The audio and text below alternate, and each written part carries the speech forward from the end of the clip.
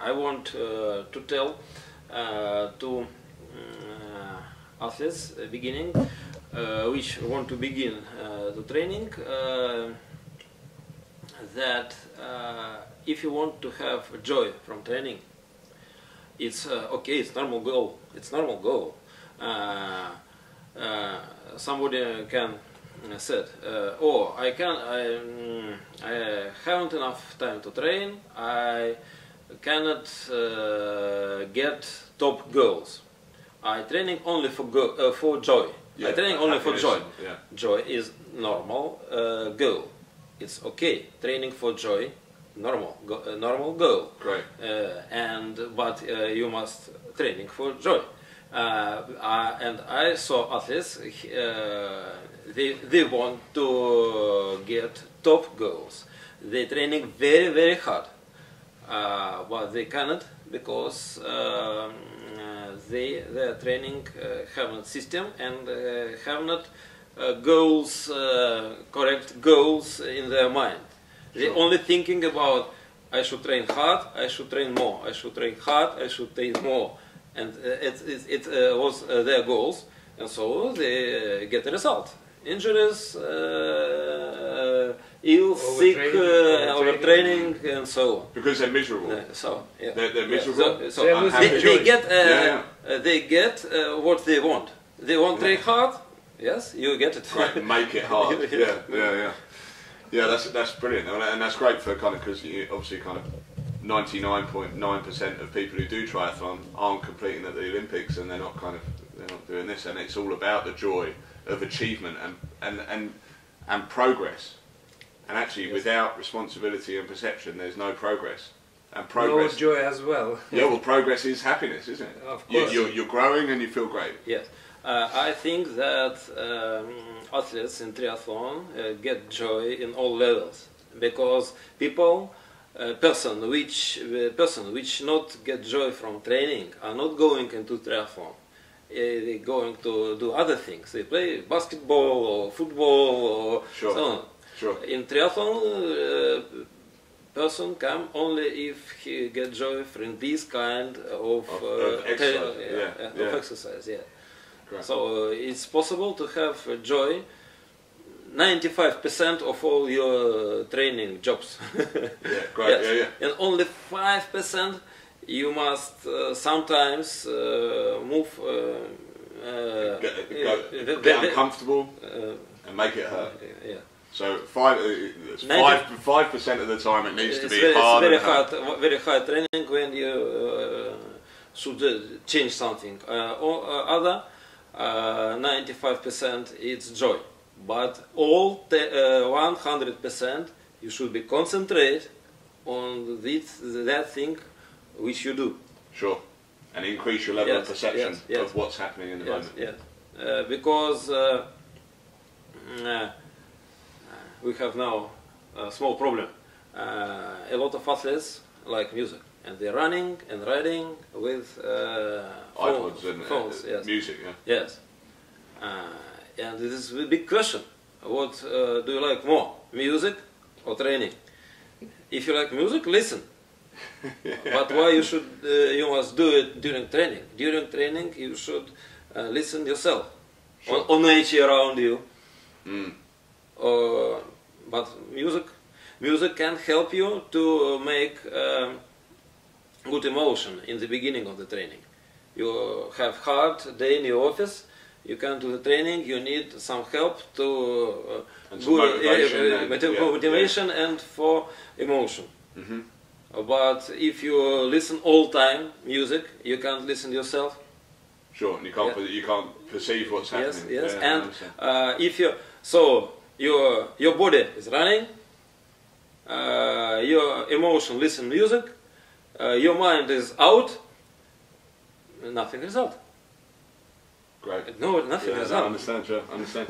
Cool. So it's just all the time you must concentrate on what you're doing, but enjoy it at the same time. So enjoy the concentration, and actually that is responsibility and perception. But it's also that's meditation, isn't it? Of course. Being able to kind of think internally, and we don't do that anywhere near enough. We wonder and we worry a lot about what everyone else is doing, when actually we need to only focus on ourselves. I think. If you want to spend some energy, calories, and it's maybe a good way, because energy is waste in this time. Sure. In this case, energy is go out. Yeah. But if you want to get some goals, it is not good way, because in this situation are no goal. I understand. Body yeah. do something, mind nothing, emotion out, no goal, no movement. Absolutely. But a lot of energy is wasted out. Sure, sure, no, I completely understand.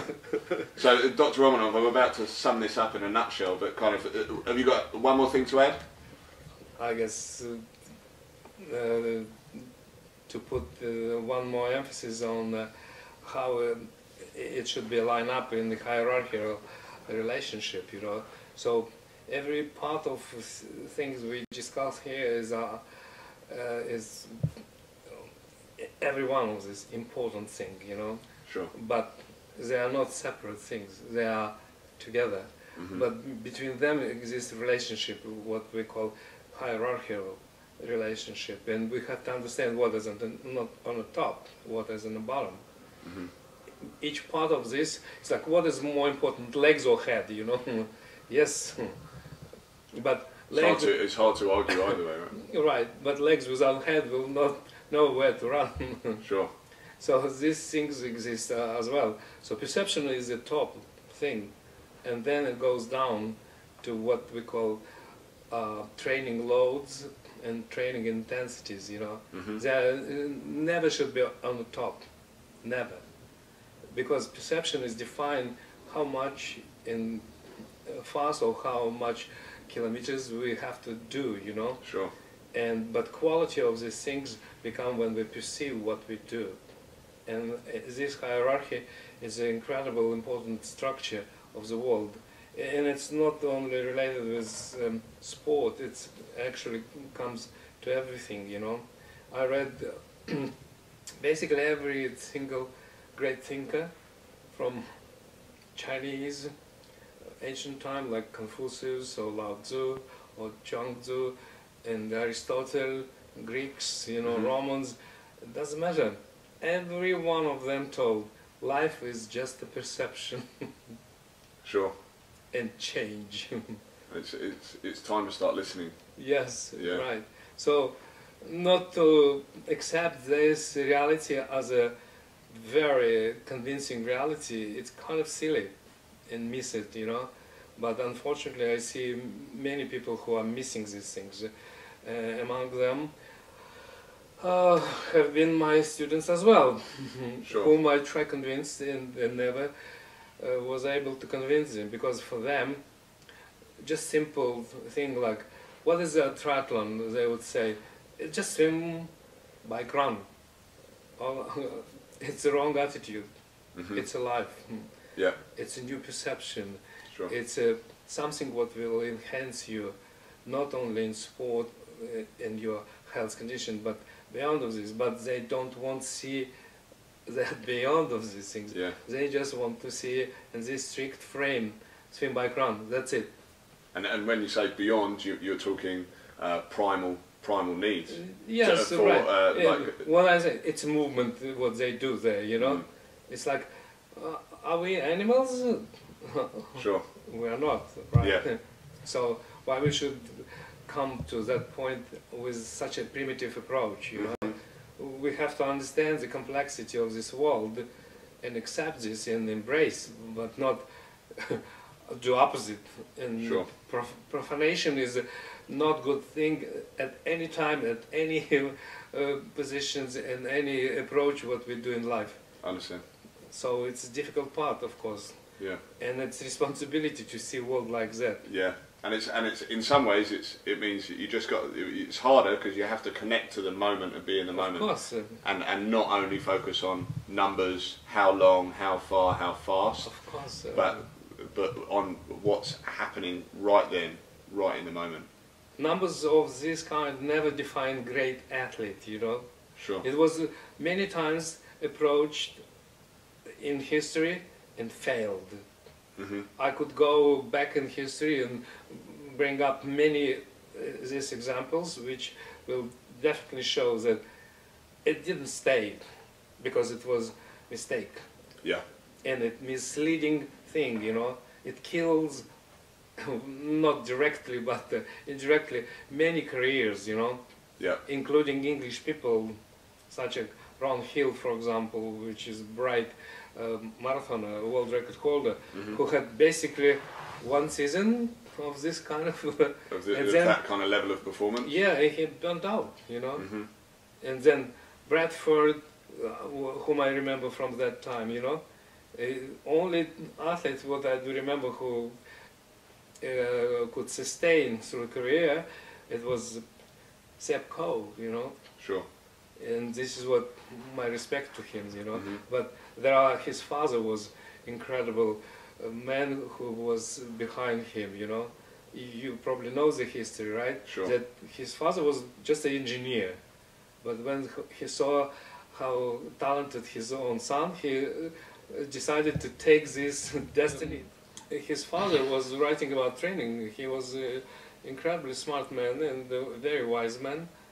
And I guess we should credit a long-staying career of Seb because of his father. Because of his father's ability to perceive what was important as well, right? So he took that step. And he radically changed his training, actually, you know, because I was studying these things, I know this very well. And it was a really very different training system compared with what it was at that time. Compared to the high volume approach that was taking place. Seb didn't train in high volumes. Right. Not at all. Just good quality, good quality training and recovery. Very innovative was the high level of strength conditioning, what he involved in his training. Okay, great, great. So guys, I'm gonna wrap it up there. Yes. But I think kind of we touched on some great things, and I think sure. You know, your mind is the first thing that you need to think about when you're going to start training for a triathlon. If you were to only focus on the numbers, then that will leave you definitely short of your target. If you only think about volume and intensity, that you're not going to get the same enjoyment out of triathlon. And what is important is responsibility and perception of exactly what's happening in the moment. You know, it's all about the joy. And actually, if you choose to focus upon perception and responsibility, then joy will be an outcome of that, and progress will. So guys, to be the very best triathlete you can be, perception and responsibility need to be the first thing that you focus on. And that's exactly how we structure it within the Tribal Triathlete members area. We start with personal state, and I'd really like you to go there and see that. Okay, I'll see you soon. Cheers.